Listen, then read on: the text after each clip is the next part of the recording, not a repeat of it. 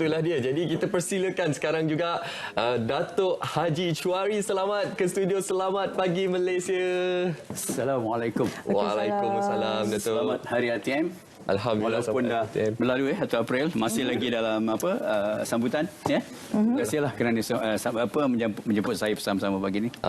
Sebelum kita nak borak-borak panjang sekejap lagi Datuk. Hana sebenarnya nak jual pantun ni. Nak jual pantun satu je. Tandang bukan sebarang tandang. Menjunjung cerita ingatan watan. Bintang bukan sebarang bintang, tapi legenda kami bawakan. Alhamdulillah, terima kasih. Tak apalah simpan pantun tu. Ya? Kejap lagi kita nak jawab, kejap lagi. Tapi itulah dia. Kita lihat kalau bercakap berkenaan Datuk Haji Chouari Slamat ni banyak sangat sumbangan dan keterlibatan Datuk sepanjang berada di RTM. Mungkin untuk permulaan ini Datuk boleh kongsikan bagaimana Datuk boleh bermula di RTM, perjalanan kerjanya bagaimana? Saya bila saya naik ke angkasa peri ini selalu memberi saya banyak kenangan ya. Saya mula banyaklah dah saya ceritakan di sana sini melalui radio dan sebagainya. Saya mula bertapak di RTM sebagai seorang pelakon kanak-kanak. Ya, waktu itu saya masih darjah 5 sekolah rendah dan saya diberi peluang untuk berlakon siaran radio ke sekolah-sekolah. Itulah bermulanya. Dan bila saya berada di radio sekolah itu, saya bukan hanya sebagai pelakon kanak-kanak, saya memerhatikan sekeliling saya. Di radio tu di bahagian penerbitannya, bahagian dramanya, bahagian berita dan sebagainya. Ya, jadi di situ saya belajar melalui pemerhatian. Kemudian saya berkawan rapat pula dengan penyiar-penyiar veteran yang ada pada ketika itu. Dari situ banyak saya belajarlah tentang apa yang dikatakan seorang jurehebah, apa yang dikatakan bidang penyiaran dan sebagainya. Dan saya ingat lagi satu perkara yang selalu diberitahu pada saya oleh sifu-sifu saya pada masa itulah ya. Saya di masa itu ada Abang Jamaluddin alias Allahyarham Karim Muhammad ya. Allahyarham Helan Abu dan sebagainya. Mereka selalu cakap, kalau kau nak jadi seorang DJ ke penyampai kat radio, ada beberapa kriteria. Selain daripada kriteria yang kita lalui sewaktu kita melalui temuduga, ya. Jadi ada beberapa kriteria. Masa waktu itu, waktu radio itu mula diperkenalkan, katanya nak jadi seorang penyiar yang yang betul-betul bagus ni, versatile, mesti kebolehan yang pertama jadi seorang jurehebah suara. Yang kedua boleh baca berita. Yang ketiga boleh berlakon. Yang keempat boleh tulis skrip. Yang kelima boleh jadi pengulas, ya, pengulas siaran langsung dan sebagainya. Kemudian yang keenam ada sedikit basic boleh menyanyi dan tahu tentang muzik. Yang seterusnya boleh menulis skrip, drama dan sebagainya. Jadi ada 7 perkara yang selalu diingatkan. Kalau kau nak jadi seorang yang berjaya dalam bidang radio ni, mesti ada kriteria-kriteria ni. Itu yang saya selalu menjadi ingatan kepada saya dan saya melengkapkan diri saya sebelum saya melangkah ke dunia penyiaran, khususnya radio. Betul, itu yang dinamakan penyiaran versatile kerana anda boleh melakukan semua perkara.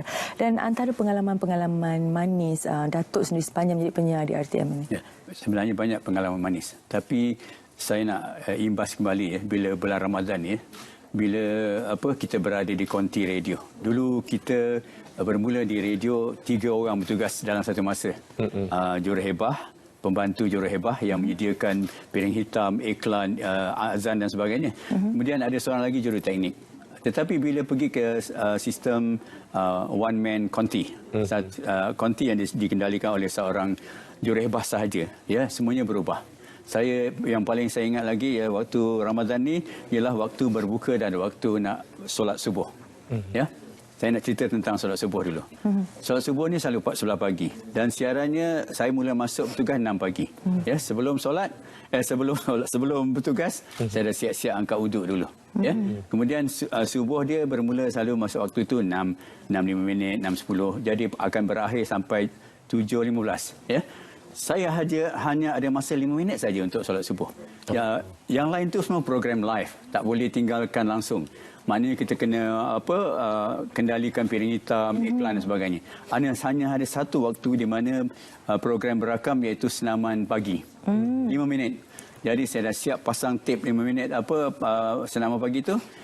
Bila mula rancangan tu saya cepat-cepat solat. Sebelah kita punya konti tu saya memang dah sediakan sejadah ya.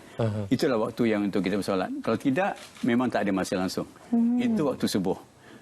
Kemudian waktu berbuka puasa. Kita tahu waktu buka puasa ya. dulu dan sekarang lebih kurang samalah. Sebelum buka puasa, apa yang ada? Ada rancangan bacaan Quran, ada ceramah. Kemudian iklan yang disiarkan bertubi-tubi sebelum azan. Ini semua kita sendiri yang kendalikan. Jadi maknanya, bila kita azan ni, kita hanya ada berapa minit saja untuk kita nak sama ada menjamah korma ataupun minum air. Lepas tu, habis je azan tu, kemudian kita siarkan pula rancangan berakam, mungkin bacaan Quran ke ataupun nasyid ke. Lepas tu baru berita. Jadi masa yang ada tu cukup untuk kita nak menjamah makanan untuk berbuka puasa. Lepas tu bila dah lepas pukul 8 tu barulah ada waktu lapang untuk kita berbuka. Ini kenangan-kenangan yang memang tak dapat dilupakan lah. Dan saya kira bukan saya ya, semua kawan-kawan yang seangkatan dengan saya mengalami perkara ini.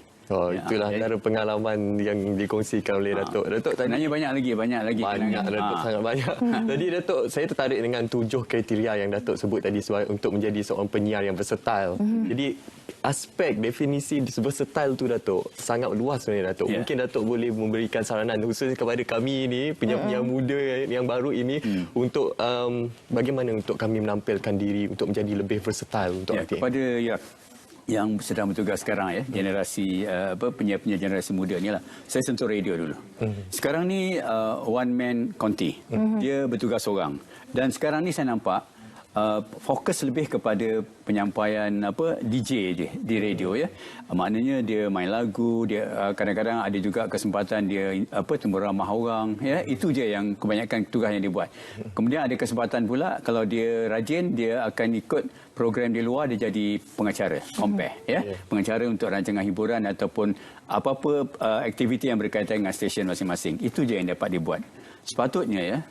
Tapi saya rasa ini tak berlaku di stesen negeri. Sebab negeri ini dia banyak lagi aktiviti yang yang berlangsung. Contoh ya, bila dah tak ada tugas di konti, kita kita juga boleh baca berita. Kadang-kadang kawan yang nak baca berita tu tak dapat hadir kerana masalah kesihatan ke ataupun yang kecemasan ya. Kita boleh baca. Kemudian temu ramah tetamu yang hadir seperti yang Munawar dan Amelina buat ni. Itu juga memerlukan kepakaran. You tak boleh tanya sebarangan ya kan. Mesti ada sedikit penyelidikan, kemudian ada isu-isu yang yang perlu diketengahkan. Jadi kita tak tanya dengan tangan kosong je. Kemudian kebolehan menulis skrip. Ya, macam mana kita nak berbahasa dengan baik kalau tak boleh tulis skrip? Tulis skrip bukanlah sekarang ini kita baca skrip, tetapi bila ada kebolehan dalam menulis skrip, kita menguasai bahasa. Dan bila kita kena ingatlah, bila kita ke udara seperti ini, sama ada radio atau TV, bahasa yang digunakan itu adalah satu bahasa yang cukup standard. Bahasa yang boleh difahami oleh semua golongan halayak. Bukan hanya untuk satu golongan saja. Sebab itu istimewanya kalau di radio ya, jangan kita ingat yang kita ni halayak kita tu orang yang sama umur dengan kita je. Kita kena lihat secara keseluruhan. Ada mak bapak kita, ada nenek kita, ada orang-orang yang profesional, ada orang-orang yang bangsawan dan sebagainya. Semua orang ada di situ yang mendengar siaran kita. Jadi berhati-hati dengan perkataan-perkataan yang kita gunakan. Dan saya pernah ingat satu lagi perkara ya. Saya pernah diingatkan. Dia kata apa? Awak jangan ingat awak bercakap di radio suka hati awak je. Awak ni sedang dipantau dan didengari. Ya? Maknanya apa-apa isu yang kita cakap yang ke udara, kita mewakili institusi kita RTM. Kita mewakili jabatan kita ya. Jadi kita tak boleh sembarangan suka apa-apa yang kita cakap je. Itu yang kita kena ingat. Kemudian kebolehan yang lain lah. Kita dah biasa boleh bercakap. Kalau boleh berlakon bagus juga. Ini semua akan membantu kita dari segi intonasi. Dan intonasi kita tidaklah macam flat. Ya? Bila kita bercakap dengan nada-nada yang bersesuaian dengan topik yang kita berkatakan. Kemudian ada pula sedikit kebolehan boleh menulis lirik lagu. Ya? Kemudian ini akan mencantikkan lagi bahasa yang kita ucapkan waktu kita ke udara. Tak kisah di radio atau TV. Ya? Kemudian adalah lagi kebolehan-kebolehan yang lain lah. Yang pentingnya bagaimana kita nak menampilkan diri kita di hadapan halayak. Ya? Kalau rancangan tu rancangan seperti inilah buat bicara. Kalau rancangan tu berbentuk kuis, kalau rancangan tu berbentuk pidato, kemudian ada debat dan sebagainya. Dia ada situasi-situasi yang berbeza. Jadi penyampai ni harus versatile lah. Jangan buat sama je. Mentang-mentang dia kerja di konti kat mana-mana, dia akan buat penyampaian dia sama je. Dan saya pernah mengalami seorang kawan dia memang hebat di studio, tapi bila dia keluar jadi seorang pengacara di hadapan halayak, dia tak boleh. Dan dia mengaku, dia bercakap dengan saya sendiri, dia tak boleh, dia masih lagi menganggap diri dia dalam studio. Jadi bukan semua orang boleh jadi pengacara. Dan apa lagi nak berhadapan dengan halayak seperti ini. Saya tak tahulah berapa lama agaknya Menawar nak hilangkan you punya apa? DJ. Ya? Kemudian dengan cuba letak tangan atas meja ni, tak ada siapa pun yang tangannya tidak akan berpeluh. Betul tak? Betul. Kalau tidak, kalau dia tak berpeluh tangan dia, maknanya dia dah tak bernafas lagi. Ya. Jadi ini semua melalui pengalaman, ya, pengalaman dan kemudian pemerhatian, dan kita jangan kedekut. Kita jangan ingat kita je yang pandai, kita je serba boleh. Kita mesti lihat keluar dan tengok apa yang orang lain boleh buat, yang orang lain buat, ya. Jadi banyak perkara lah untuk nak membina diri kita, membentuk diri kita sebagai seorang penyampai yang bukan saja versatile tetapi juga betul-betul berkebolehan dan boleh boleh diterima oleh halayak kita. Itu antara kata-kata orang kata tips kepada kita, dan juga kata semangat untuk kita, Menawar, untuk kita meneruskan lagi dalam bidang penyiaran. Okey, tadi Datuk ada sentuh tentang menulis lirik lagu. Antara lirik lagu yang terkenal Datuk pernah tulis? Ini semua orang muda dia tak ingat, dia tak kenal lagu. Saya dah cerita di radio lah, di radio klasik semua orang tahulah. Saya bermula dengan lagu yang dicipta oleh Datuk Aman Nawab, ya, Semakin Hari Semakin Sayang. Ini yang lagu ciptaan Datuk Aman Nawab lah. Sebenarnya sebelum tu, lebih awal tu saya dah mula cuba juga. Saya mulakan dengan lagu Hindustan yang diterjemah, yang dialih ke bahasa Melayu. Dulu dipanggil lagu Saduran. Ya, kawan baik saya, bekas DJ radio juga, Allahyarham Ahmadi Hassan. Dia nak buat lagu, dia kata, hang cuba tulis lirik lagu ni. Lagu tu lagu Hindustan, dan dia minta saya buat dalam bahasa Melayu. Saya namakan tajuk lagu tu Permata di Lembah Hati. Jadi bila saya dah buat lagu ni, dirakamkan oleh Ahmadi Hassan, saya bawa kepada Datuk Aman Nawab. Masa tu kami sebumbung, ya. Datuk Aman Nawab ni dia pemuzik kanan di radio, jadi di aras bawah, saya di tingkat 2. Bila saya lalu-lalang, saya selalu nampak dia tengah praktis, dia main saxophone. Kemudian saya kata, dia dah mula cipta lagu masa tu, saya cakap saya sangat berminat. Ya, saya dulu zaman-zaman P. Ramlee, saya suka dengar lagu-lagu zaman P. Ramlee lah. Saya suka lagu-lagu yang ditulis sendiri oleh Allahyarham Jamil Sulong. Tiada Kata Secantik Bahasa, ya, filem-filem yang P. Ramlee dulu-dulu lah. Jadi saya cuba mendekati Datuk Aman Nawab, dan saya tunjukkan lagu yang saya dah buat untuk Ahmadi Hassan. Beliau kata, okey, hang cuba lagu ni. Lagu ni untuk penyanyi baru. Masa tu dia baru nak tampilkan Uji Rashid. Ya, saya tak pernah jumpa Uji Rashid, tapi yang mana ceritakan orang dia cantik, suara dia bunyi, karakter dia bagaimana. Seorang komposer bila dia bagi melodi, dia akan bagi karakter penyanyi tu. Kemudian melodi lagu yang dia cipta tu supaya bersesuaian, ya. Banyak ada yang kata ada chemistry antara saya, komposer dan penyanyi. Bila saya pun cuba tulis lagu Semakin Hari Semakin Sayang, bila saya dengar melodi dia cukup cantik, saya dah ada basic tulis pantun, ya, dan saya juga suka tulis puisi. Jadi bila dah dapat melodi tu, saya terjemahkan dalam melodi tu. Lagu tu berjodoh Semakin Hari Semakin Sayang. Bila saya bawa kepada Aman Nawab, dia nyanyikan lagu tu, dia kata okey, boleh terima. Tanpa sebarang pembetulan. Jadi itu permulaan saya tulis lirik untuk Datuk Aman Nawab. Kemudiannya adalah lagu-lagu yang lain. Banyaklah, ya, tapi yang selalu diperkatakan seperti Wajah Kesayangan Hamba.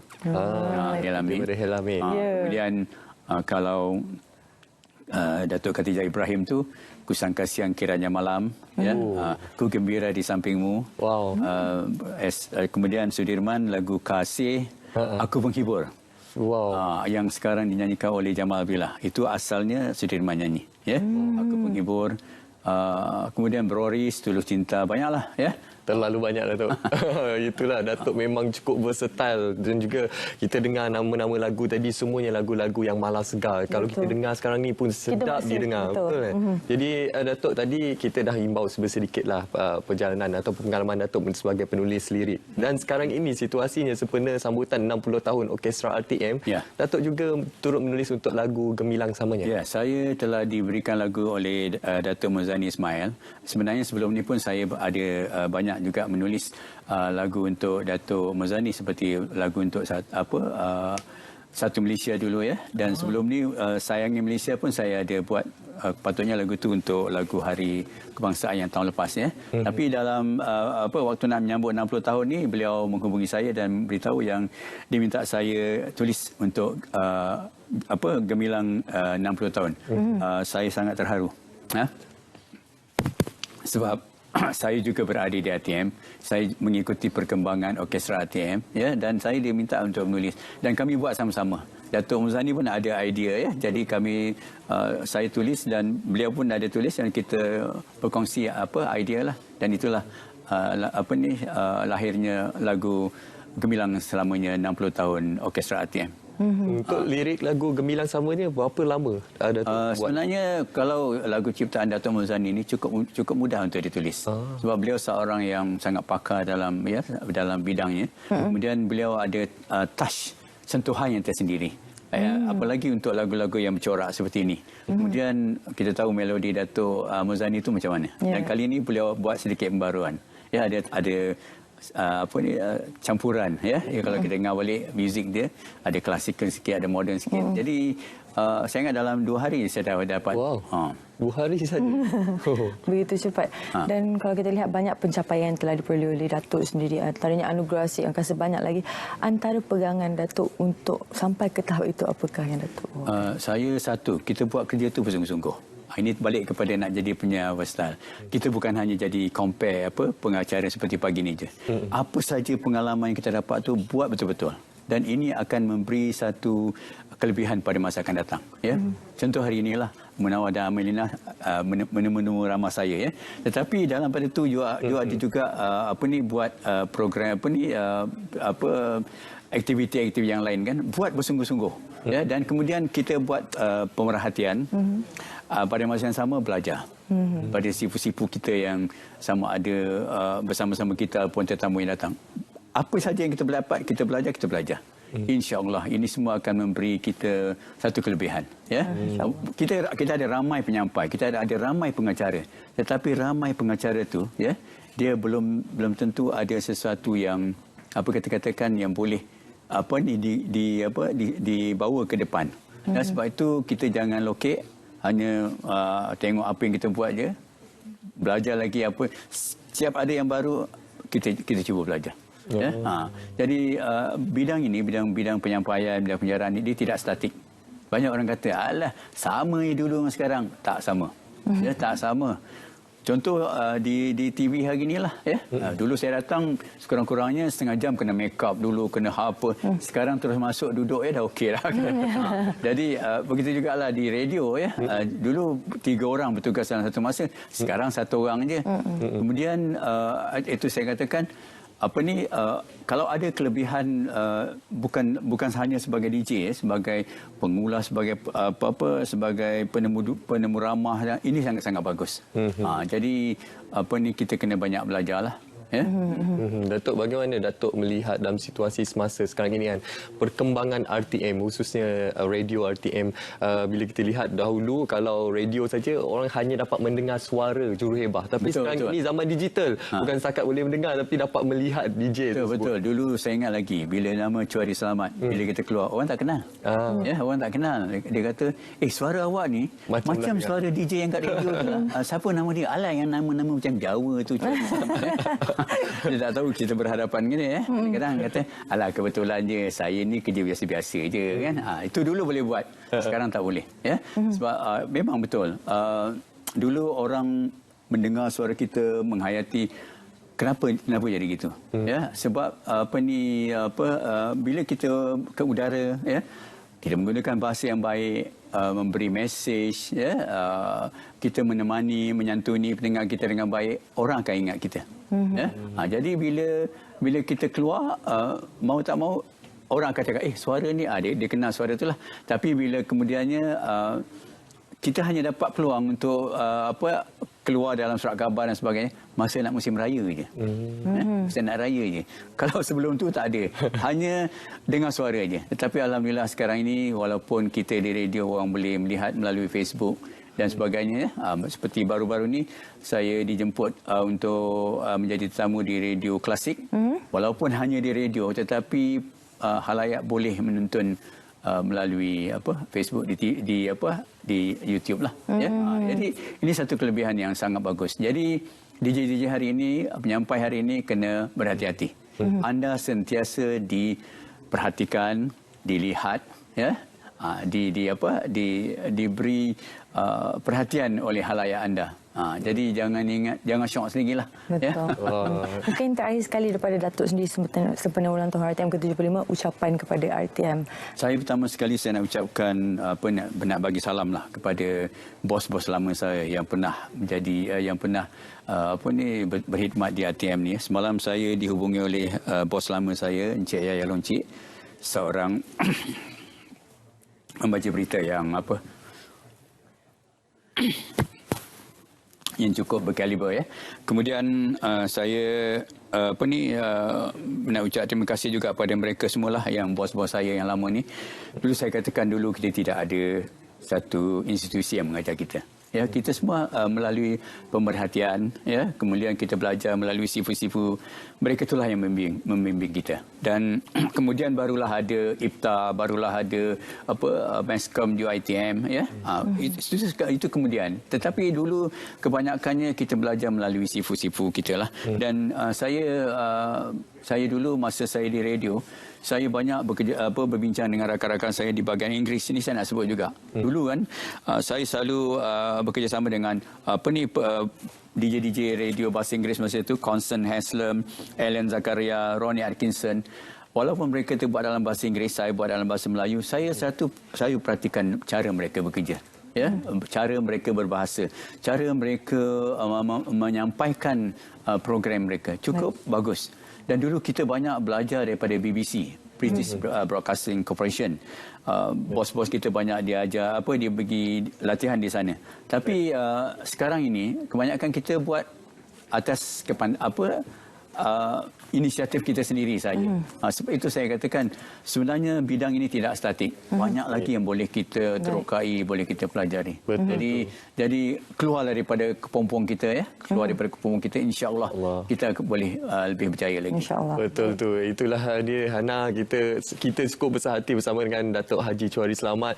Rasa macam tak cukup masa sebab banyak ilmu yang kita dapat walaupun dalam masa yang singkat ni, Hana. Betul. Terima kasih lagi Kalau Datuk ada kesempatan Chouhari. yang lain kita boleh cerita lagi. InsyaAllah boleh. Terima kasih sekali lagi.